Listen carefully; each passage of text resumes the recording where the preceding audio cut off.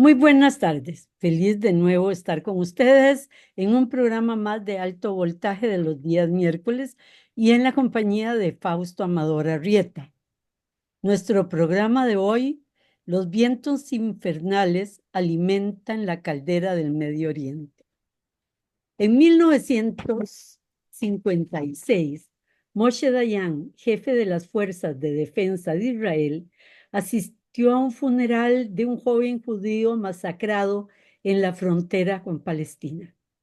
Dayan señaló: no culpemos a los asesinos. Durante 8 años han estado en los campos de refugiados de Gaza y ante sus ojos hemos transformado en nuestra finca las tierras y las aldeas donde ellos vivían. Dayan se refería al Nakba, palabra árabe que significa desastre y que fue la expulsión de los palestinos de sus tierras en 1948 y el pecado original de este conflicto. En ese momento se expulsaron de sus casas y de sus tierras a 750,000 palestinos, la mitad de su población. Este conflicto interminable que vivimos da inicio también a la guerra de 1974, cuando Israel toma por la fuerza los asentamientos palestinos en Cisjordania. No vamos a repetir antecedentes y posiciones que ya hemos tratado en 2, 3 y no sé si hasta 4, Fausto, programas anteriores sobre el Medio Oriente y sobre Israel incluso. Pueden seguir estos programas en nuestro canal de YouTube. Pero sí debemos señalar hoy que en los últimos 50 años se ha dado una división y una lucha interna al interno de Israel, entre los que quieren el reino de Judea y los que quieren el Estado de Israel.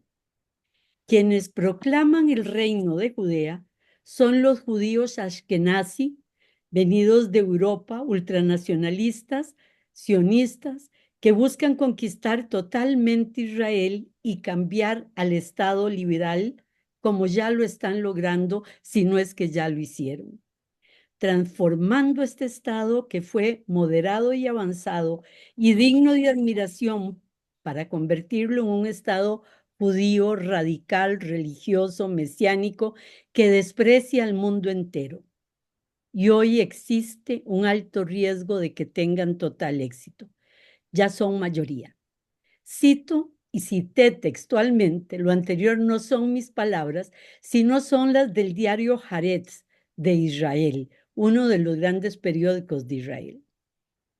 Sigo yo ahora sí, que estos judíos ultraconservadores y ashkenazis tienen como aliados a los sionistas cristianos de los Estados Unidos, con gran apetito por el apocalipsis, que buscan que describe la Biblia en el capítulo 38 y 39 de la Biblia. Esta derecha radical judía maneja el ejército, la policía y el gobierno de Israel. Así, la revista Foreign Affairs de los Estados Unidos señala, comillas, Israel está en un camino cada vez más iliberal, violento y destructivo, y a menos que cambie, los ideales humanistas de su fundación desaparecerán por completo. Hay una sintonía entre el Foreign Affairs y el periódico Haaretz de Israel. La violencia política y militar y genocidia, podríamos decir que está destruyendo el alma de Israel. La relatora de Derechos Humanos de las Naciones Unidas señala que Occidente está permitiendo un genocidio que ha roto el orden internacional que nos rigió durante 75 años. Francesca Albanese señala además la necesidad de imponer sanciones a Israel, tales como suspender relaciones diplomáticas, políticas y militares a fin de acabar con el genocidio en Gaza y que también se desarrolla en Cisjordania. Continúa Albanese. comillas, Gaza ya está destruida, ya no hay hospitales, ya no hay escuelas. Han destruido tanto el cuerpo físico como el alma del pueblo. Cierra comillas.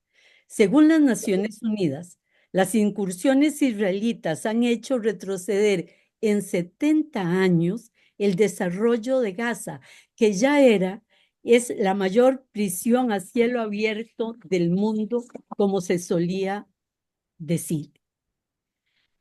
Se señala que el genocidio no es un acto, es un proceso. Y la prestigiosa revista Lancet dice que se habla de 45,000 víctimas en Israel, pero un análisis serio de la revista da cuenta de al menos 200,000 posibles víctimas entre los escombros. Así pareciera que se va cumpliendo el objetivo, el sueño planteado por Netanyahu en Naciones Unidas antes de este conflicto, en que mostró en esa ocasión un mapa del Gran Israel en que no aparecía Palestina. Su meta de desaparecer Palestina la está buscando paso a paso, casa a casa, y el 7 de octubre se convirtió en una oportunidad para ello. Dije con anterioridad que el orden mundial se está rompiendo. Naciones Unidas dice que se ha vuelto ineficiente, sin capacidad para aplicar el derecho internacional, sin poder garantizar ni siquiera asistencia humanitaria, ni poder prevenir el uso abusivo de la fuerza. Y si a esto añadimos que el sur global ya no confía en este sistema de dobles estándares, pareciera que la región está al borde de una gran guerra. Buenas tardes, Fausto. Buenas tardes, Mimi. Inspirada como nunca. Terrible. Realmente cada palabra que has dicho es un golpe. Yo solo voy a recordar al presidente de Italia, Andreotti, de la época de la Guerra Fría, que dijo, si yo hubiera nacido en Palestina, sería terrorista. Andreotti, demócrata cristiano y un católico profundo. Bueno, con nuestras preocupaciones sobre los acontecimientos bélicos en Oriente Medio, regresamos a los conceptos base de nuestras reflexiones. Tuvimos 2 semanas de análisis sobre los países BRICS y la esperanza que significan como proceso de construcción de un mundo multipolar, sin hegemonías. Y ahora nos vemos en el triste predicamento de tener que volver de nuevo a las duras realidades del presente, donde desaparecen los horizontes de futuro y todo se vuelve un instante cargado de inminencias oscuras. Para mí, esa es la gran contradicción. Estamos en una situación en la que la palabra proceso arriesga perder sentido y volverse incongruente, porque lo que ocurre ya es capaz de echar al trasto lo que se está planificando para mañana. En esencia, el presente amenaza dislocar el desarrollo del proceso. Como Shakespeare ponía en palabras de Hamlet, hay más cosas en el cielo y en la tierra, Horacio, de las que han sido soñadas en tu filosofía y en este caso en la tuya y la mía, Mimi, que nos hemos deleitado en las últimas 2 semanas en ver el nacimiento posible de un mundo diferente. En ninguna parte como en Oriente Medio todo apunta a una precipitación de acontecimientos que arriesgan desencadenarse en un plazo cortísimo. De pronto, entonces, repito, no hablamos de proceso. La realidad se volvió inmediato. La historia parecería haberse olvidado de las lentas transformaciones que la caracterizan y parece ahora ceñirse ciega a resolverse con decisiones precipitadas de actores atroces e irreflexivos. Un genocidio imparable contempla impávido a una humanidad impotente para detenerlo. Aquí acabó la cultura, aquí terminó la civilización. Se me viene a la mente Dante cuando en el camino hacia el infierno encontró un rótulo que decía, increíbles palabras, por aquí se va a la ciudad del dolor. No sabía que se llamaba Gaza. Por aquí se va al perenne sufrimiento. No sabía que se refería al sufrimiento del pueblo palestino. Por aquí se va hasta el pueblo perdido. Los que entren aquí dejen afuera toda esperanza. Bueno, ninguno de los campos tiene claridad hacia dónde se va. César Pavoncello entrevistó a Orna Mizrahi, investigadora principal del Instituto de Investigaciones de Seguridad de Israel. Y yo, igual que vos, Mimi, vos citaste a Dayan, yo cito a la principal investigadora del Instituto de Investigaciones de Seguridad de Israel. Pavoncello le preguntó cuál era, desde el punto de vista de Israel, el escenario óptimo después de la guerra. Y Orna le dijo, el gobierno de Israel nunca ha presentado una posición sobre cómo debería ser el día después, es decir, al final de la guerra. Y añadió, algunos dicen que no quiere hacerlo, otros que no puede y otros finalmente que no lo sabe. Para Israel, dice Orna, no estoy segura de que esta guerra, si termina y cuando termine, conduzca realmente a una solución definitiva de la cuestión palestina. Terribles palabras. Es la guerra eterna. Es la guerra como forma de vida. Bueno, así se ven las cosas desde el lado israelí, pero desde el lado palestino tampoco hay claridad hacia dónde va a llevar la resistencia y el martirio de palestino. No se sabe ni siquiera cuáles son los propósitos y los objetivos. Lo único claro es que se prefirió el martirio que languidecer en medio del olvido. Bueno, y en el extranjero, tanto los aliados de Israel como los que defienden la causa palestina se llenan la boca repitiendo como un mantra la misma consigna, dos estados. Sí. Pero nadie responde a la simple pregunta, ¿dónde? ¿Y cómo? Porque es imposible, pero se justifica la guerra, ¿verdad? Y las posiciones hablando de dos estados. Bueno, buscan los dos estados no para justificar la guerra. No, para justificarse, perdón, Sí, lo que estamos tratando de decir que es desde el armisticio de 1949, las Naciones Unidas determinaron las tierras de Cisjordania y Jerusalén que pertenecían a los palestinos. Los bordes fronterizos de esas tierras se volvieron a confirmar en 1967 en el Acuerdo de Paz con Egipto. Y en vísperas de la Navidad de 2016, el Consejo de Seguridad de las Naciones Unidas, con el voto a favor de los Estados Unidos, aprobó la resolución 2334 que establece de nuevo los límites de las tierras que pertenecen a los palestinos. Son los mismos del 49, son los mismos del 67, son los mismos de los acuerdos de Oslo. Son los mismos de siempre. Pues bien, en esas tierras militarmente ocupadas, Israel ha construido 280 asentamientos ilegales donde viven más de 700.000 colonos judíos. Esos asentamientos repartidos en medio separan en islotes aislados a una población de más de 3 millones de árabes palestinos, acosados todos los días, viviendo dentro de un sistema de discriminación institucionalizada, donde los colonos judíos tienen todos los derechos por ser ciudadanos israelitas, mientras que los palestinos viven bajo ocupación militar sin derechos políticos o civiles. perdón, Bueno. Naciones Unidas ya habla oficialmente de que se está creando el apartheid en Israel, que existe el apartheid como existió en Sudáfrica. Lo dice desde hace bastantes años, pero ahora ha sido repetido por la Corte Internacional de Justicia. Bueno, ¿quién va a sacar a los colonos de ahí? Me estaba refiriendo a la Corte Internacional de Justicia que el pasado julio de 2024 determinó que la ocupación por Israel de esos territorios es ilegal y que deben devolverlos.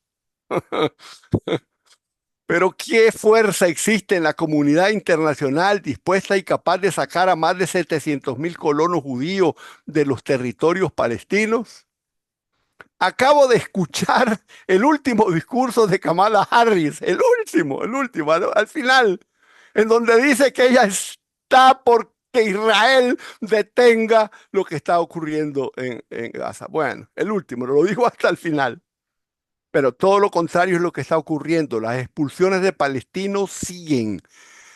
En medio de la guerra contra Gaza, la colonización de esos territorios avanza. Es más, esto nadie lo dice. En vez, 700 muertos, asesinados, entre ellos 190 niños para ser sacados de sus casas y de sus terrenos y ocupar Cisjordania. correcto. 2024 ha sido el año en que se han ocupado más tierras palestinas que todas las que habían sido ocupadas en más de 2 décadas juntadas. El volumen de tierras tomada este año equivale a 24 kilómetros cuadrados, abarca un área de 3.300 campos de fútbol y el ejército y los colones han desplazado a cerca de 2.000 familias palestinos y destruido 641 viviendas. En este y posiblemente en varios programas vamos a reflexionar sobre los acontecimientos de Oriente Medio a partir de las visiones e intereses de sus protagonistas, de sus contradicciones, de la forma terrible en la que muchos de los actores están sumidos en este drama en el que nadie quiso haber estado. Bueno, ahí están Estados Unidos, Rusia, China, Irán, Turquía y los países árabes. Ojalá tengamos tiempo de ver Y el cómo lo pobre ven. Líbano. Por supuesto, y alrededor del eje de la resistencia no quise nombrarlo. Creo que hoy solo tendremos tiempo de recapacitar sobre el impacto y las reacciones en Estados Unidos. El desencadenante de la situación actual fue el ataque sorpresivo de Hamás contra Israel el 7 de octubre de 2023, con más de 1.000 muertos civiles y militares y toma de 250 rehenes. Como respuesta, Israel replicó con una escala brutal de bombardeos y ataques militares indiscriminados contra la población y la infraestructura física de Gaza. Vos te referiste a las víctimas, yo quiero referirme a la parte física. En los primeros 6 meses de bombardeo en los primeros 6 meses, que fueron los que se contaron, que se midieron, yo creo que en los siguientes 6 meses fue exactamente igual o peor. Pero bueno, en esos primeros 6 meses se lanzaron 70.000 toneladas de bombas sobre Gaza. Eso es más que la suma de todos los bombardeos de la Segunda Guerra Mundial contra Dresde, Hamburgo y Londres.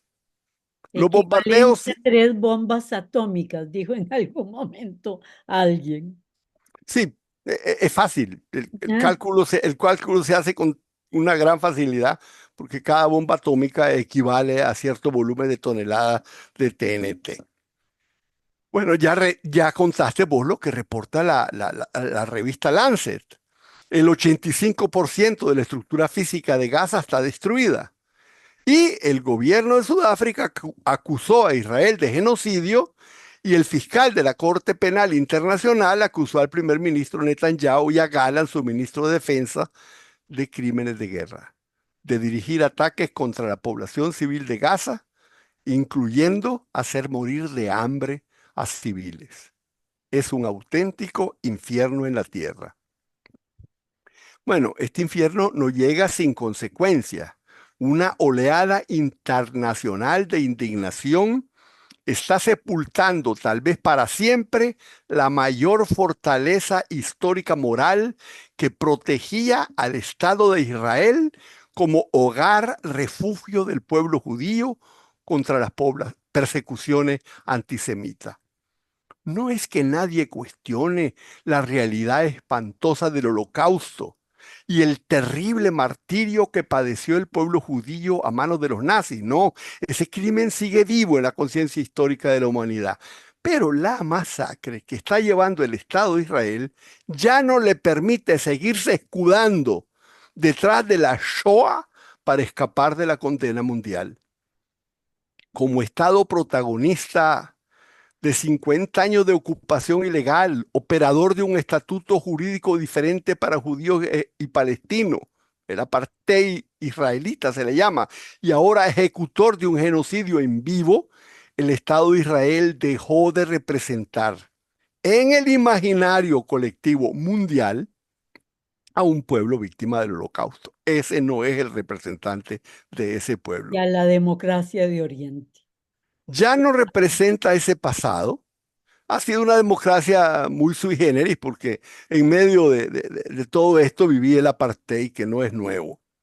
Carga, sin embargo, ahora con el desprestigio de su presente colonialista, genocida y practicante del apartheid.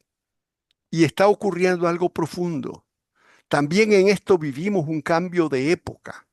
Llegó el fin del excepcionalismo que tenía el Estado refugio del judío perseguido. Es el fin de sentirse moralmente protegido por el genocidio sufrido por sus antepasados, al mismo tiempo que se cometen crímenes. Esa pérdida reputacional es una bomba de tiempo que está destruyendo, está acabando, está socavando las bases éticas mismas de sus apoyos políticos más importantes sobre los que descansa la existencia misma de Israel. Netanyahu está cavando la tumba de Israel y los que defendemos la existencia de Israel porque creemos que debe existir, creemos que la mejor forma de defenderla es criticando y condenando la política genocida que está teniendo. Pero el desplome, Como, como la critica también un porcentaje muy grande en el mundo y en Israel. Ya leí uno de los periódicos israelitas de los mismos judíos que con enorme dolor señalan, ellos no me representan, el gobierno de Netanyahu no me representa. bueno, este es un buen momento para Hacer un hacer un corte. corte y regresar con ustedes en unos minutos. De regreso con ustedes, antes del corte, Fausto nos estaba hablando sobre la pérdida reputacional del Estado de Israel, el cómo Netanyahu y su grupo de ortodoxos ultraconservadores sionistas habían hecho que el Estado de Israel pierda sus alianzas más importantes y su imagen ante el mundo. Efectivamente, y va más lejos todo, porque el desplome reputacional de Israel es como una peste moral que contamina todo el orden internacional y Sí. destruye un principio civilizatorio duramente alcanzado después de dos guerras mundiales. Ese principio es que matar civiles es un crimen. Es un crimen cuando mata civiles jamás y es un crimen cuando mata civiles Israel. En esto n- no debía existir una distinción. Pero ahora sabemos que basta un veto norteamericano en el Consejo de Seguridad y se despoja de fuerza humanista la condena de la guerra contra civiles. Se borra de un trazo la definición de crímenes contra la humanidad. Se relativiza la condena del genocidio y todos los tribunales internacionales pierden total consistencia porque no importa sus condenas, no tendrán ninguna consecuencia.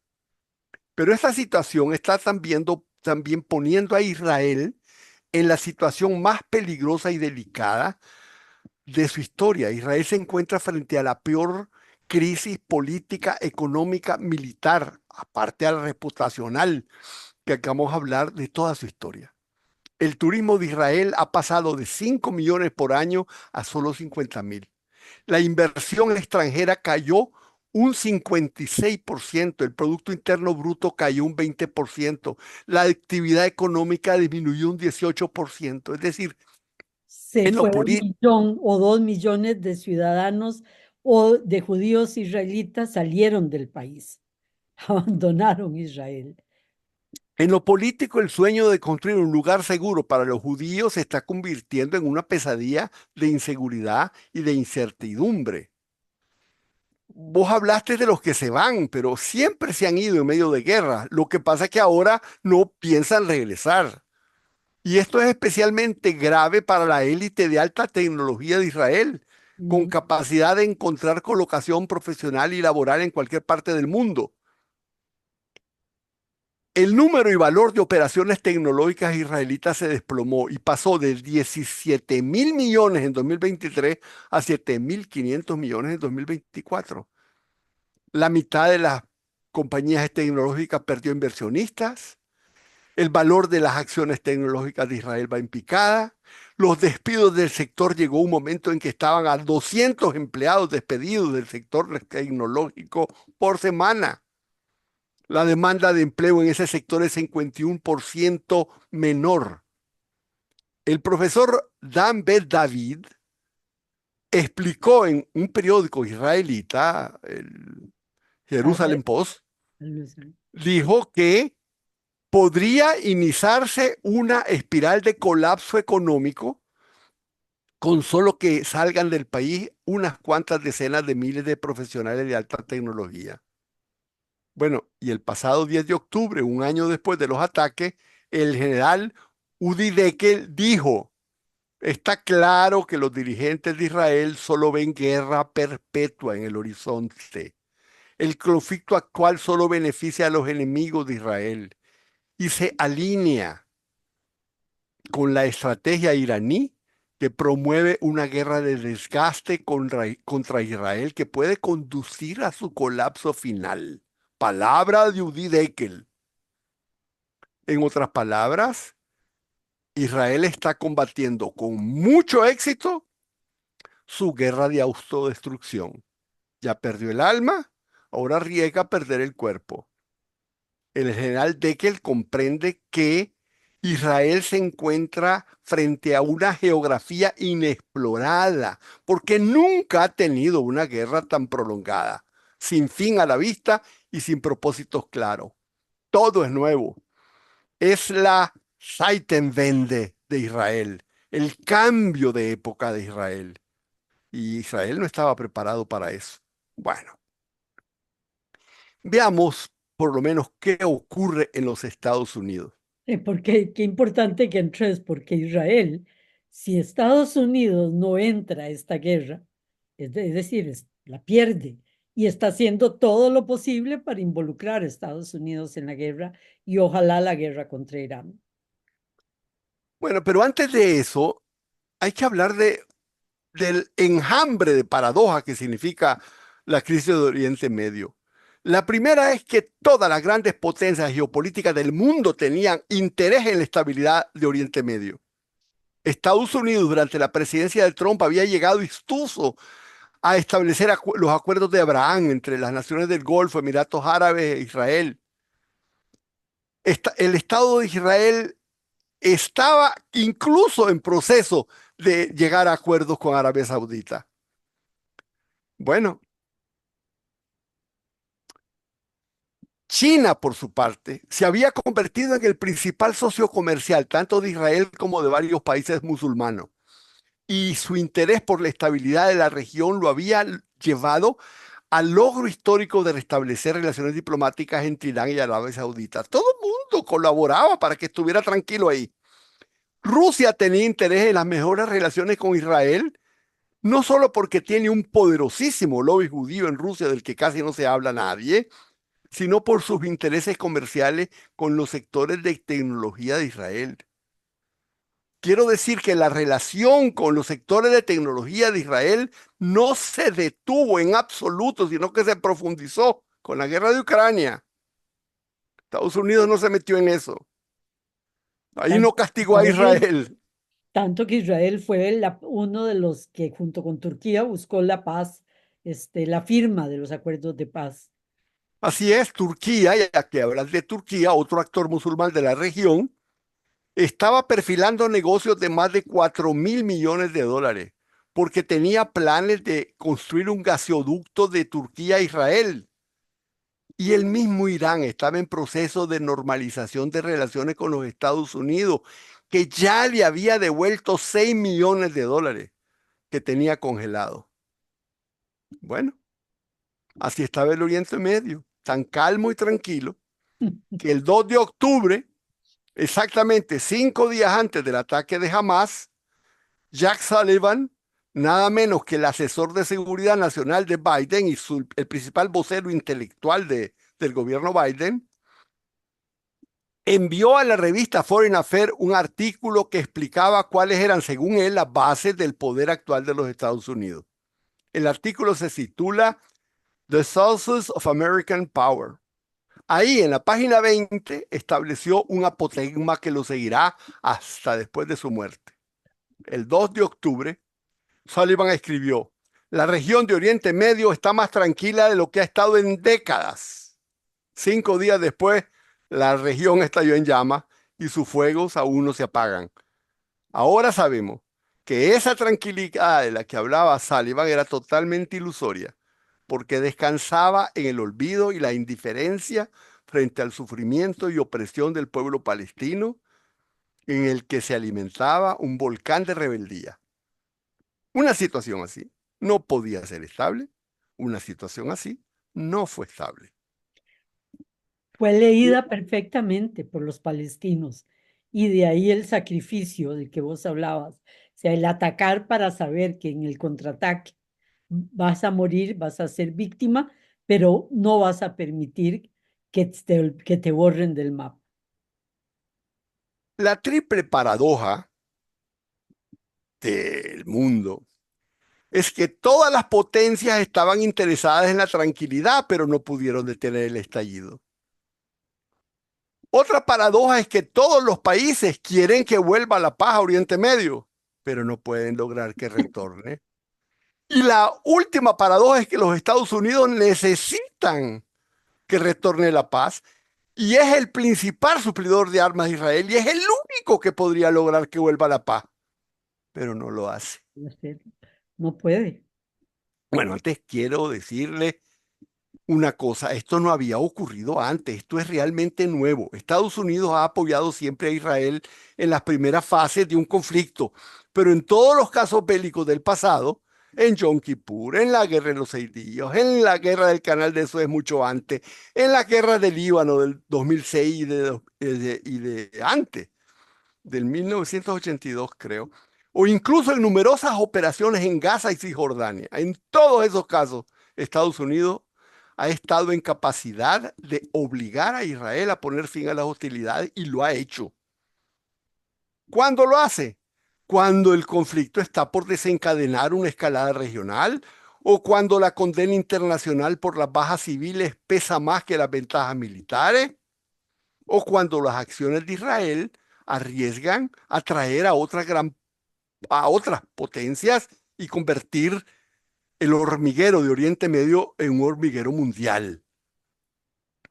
A Estados Unidos le ha interesado defender a Israel, pero sin desencadenar impactos que amenacen sus intereses en la escala geopolítica mundial. Antes que dar a Israel el poder de crear una nueva realidad geopolítica, Estados Unidos siempre ha preferido volver a la situación anterior a la guerra, porque no puede permitirse que sea su subordinado quien quien designe la estrategia geopolítica de los Estados Unidos. Y sin embargo, eso es lo que está pasando. La realidad es que el rediseño geopolítico de Oriente Medio en manos de Israel es seguir a fondo con la línea sionista de la limpieza étnica, de la creación del Gran Israel, de la máxima expulsión posible de la población palestina y el rediseño de las fronteras de Oriente Medio. Llevar a cabo ese programa va contra todas las prioridades geopolíticas de Estados Unidos, que si siguiera ese camino, quedaría empantanado en Oriente Medio sin más propósito, sin otra vista que hacer cumplir el sueño de radicalismo sionista en el poder en Israel. ¿Por qué iba a hacer Estados Unidos semejante disparate? Por supuesto que no quiere hacerlo. E incluso ha iniciado un proceso de conversaciones con Irán para asegurarle una vez tras otra que Estados Unidos no va en esa línea. Pero la realidad es que Estados Unidos ya perdió las riendas en ese conflicto. Y ha sido así, y ha sido así.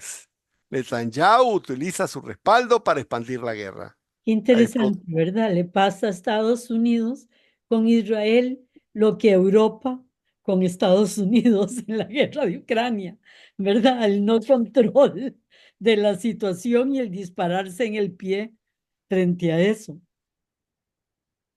Hubo un momento de descaro particularmente agudo. En algún momento el secretario de Estado Blinken le dijo a Netanyahu que habría consecuencias si no seguía las recomendaciones de la administración Biden. Netanyahu le replicó, si es aquí donde terminamos, entonces aquí es donde terminaremos. Nada pasó. Las amenazas de Blinken estaban huecas. Yo lo he dicho varias veces, es la cola la que mueve al perro y no el perro el que mueve la cola. Bueno, el pasado 25 de septiembre, el periódico The Atlantic reporta una reunión entre Biden y sus asesores más cercanos. Es interesante, se me pararon los pelos del punta porque el título del artículo es La guerra que no puede terminar. Un título que es el mismo que el propio The Atlantic había hecho en la guerra de Vietnam. Ahí en esa reunión surge una pregunta. ¿Qué otra política podemos tener con Israel? Es la reunión entre Biden y sus asesores. Y dice The Atlantic que el grupo discutió durante 2 horas y que no hubo ningún acto de magia diplomática, no hubo ninguna idea creativa que alguien se sacara de la manga, la sección se levantó y todos se fueron sin ningún resultado. Esta dinámica descarga un duro golpe a la credibilidad de los Estados Unidos como potencia incapaz de moldear los acontecimientos y de controlar contra quién lucha. Es un ejemplo patente de algo profundo, una hegemonía geopolítica incapaz de ejercer liderazgo. Bueno, vamos a qué pasa en Estados Unidos.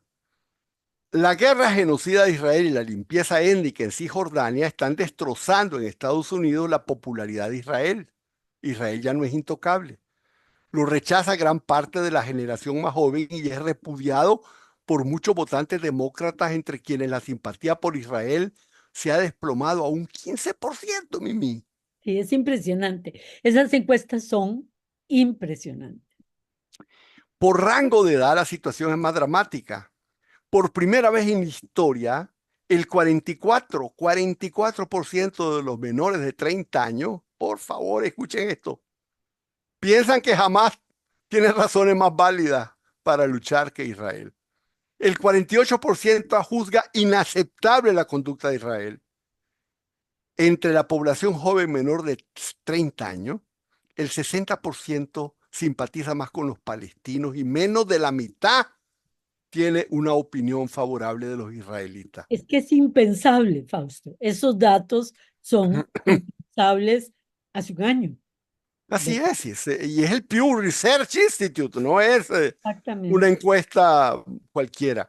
Es toda una rebelión de la conciencia que afecta a las opciones de los Estados Unidos, que se ve atrapado entre las provocaciones rebeldes de Netanyahu, la desafección de Israel por parte de la población norteamericana, las necesidades del hegemón que no quiere verse empantanado en Oriente Medio y no sabes cómo salir de él. Es un verdadero laberinto. Y ahí entendés el discurso del que hablabas de Kamala Harris el día del cierre de su campaña. Así es, Ahí están ayer. los datos. Es decir, si pierde la campaña es que pierde la Ayer, presidencia. ayer en Pensilvania.